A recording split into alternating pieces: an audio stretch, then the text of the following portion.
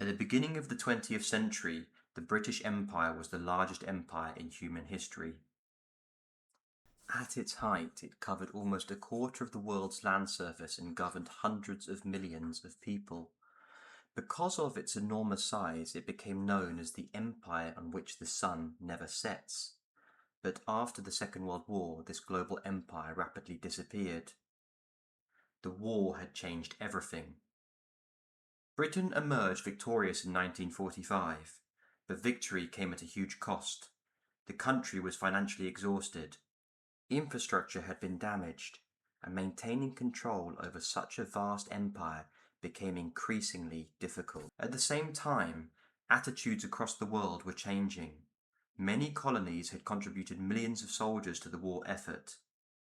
After fighting for freedom against fascism, many questioned why they were still denied full independence and representation themselves. National independence movements grew across Asia, Africa, and the Caribbean, while new global powers placed pressure on the old colonial system. The British government faced a choice: attempt to hold on to the empire that was becoming increasingly difficult to maintain, or allow its territories to become independent nations. In our timeline, Britain chose decolonization. But what if history took a different path? What if instead of dissolving, the British Empire transformed? What if it became an imperial federation? This would not be an empire in the traditional sense, with Britain directly ruling. For it to survive, it would have needed to become something completely different, a global federation of equal nations. Countries such as Britain, Canada, Australia, India, New Zealand, and many territories across Africa and the Caribbean could have become self-governing members within one political system, where each nation would control its own domestic affairs. It would manage its own healthcare, education, laws, and culture, but would be united under a larger federal structure. The monarchy could have remained the symbolic head of state, acting as a shared institution connecting all member nations. Instead of being queen of individual Commonwealth countries, the monarch may have become the head of a global federation representing billions. The Imperial Federation would likely have shared responsibility for major international issues, including defense, foreign policy, and global trade. And this is where the scale becomes almost impossible to imagine. A successful Imperial Federation could become a massive superpower.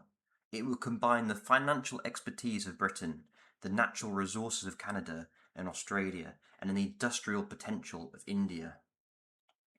Together, this federation could have controlled some of the world's largest reserves of minerals, energy, agricultural land, and technology. Economically, it could have rivaled or even surpassed modern superpowers like the US and China. Its military would have also been unlike anything seen before, creating one combined military instead of separate armed forces. A single imperial defence force. It would have access to British naval experience and Canadian and Australian resources. It would utilise massive Indian manpower and manufacturing, with military bases positioned across the entire planet. With territory in Europe, North America, Asia, Africa, and the Pacific, it could project influence almost anywhere on Earth. It may have become the strongest military force in the world, however its greatest strength would have been its diversity. The Federation would have brought together thousands of languages, religions, traditions, and cultures where scientists from different continents could collaborate. Students could study anywhere within the Federation, while workers and businesses could move between nations more easily. The sharing of ideas between different cultures could have accelerated progress in medicine, engineering, technology, and the arts. But these differences would also create the Federation's greatest challenge. How do you govern a country spread across the planet? How do you represent billions of people fairly? Would smaller nations feel ignored, or wealthier regions contribute too much? And most importantly, could Britain accept becoming only one member of the Federation rather than the centre of the entire? Because a truly democratic federation would completely change the balance of power, India would eventually become one of the most influential. Growing African nations could gain increasing political influence. The future leader of this federation may not come from London. They could come from Delhi, Lagos, Toronto, or Sydney.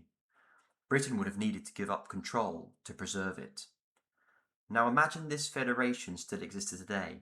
Instead of a world dominated by the US and China, there is a third superpower, a federation stretching across every ocean, a country with over 2 billion citizens, a shared military, and a shared space program.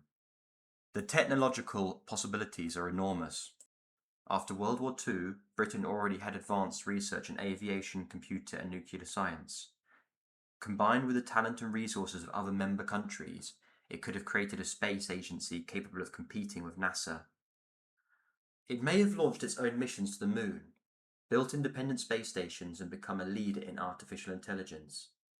But whether this could have happened depends on one question. Could an empire built through conquest transform into a federation of equality? Because the only way the British Empire could have survived was by no longer being an empire at all. It would have had to become something entirely new, a global federation unlike anything the world had ever seen.